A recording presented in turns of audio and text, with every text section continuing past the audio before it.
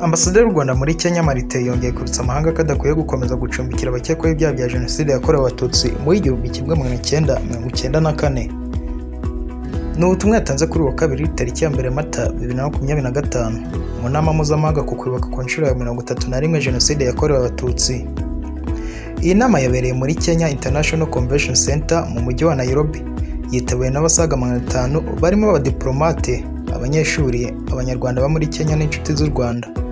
Ambasaderi w'u Rwanda muri Kenya Martin Ngoga yavuze ko ibyabo mu Rwanda bireba isi yose kandi bidakwiye guha icyuho ahashobora kuva ingengabitekerezo ya Jenoside yatuma hari ahandi byongera kuba. Yagaragaje ko abagize uruhare muri Jenoside yakorewe Abatutsi bakomeje kwisha mu mahanga bakwiye kugezwa imbere y'ubutabera kuko hari ibimenyetso bishimangira uruhare rwabo.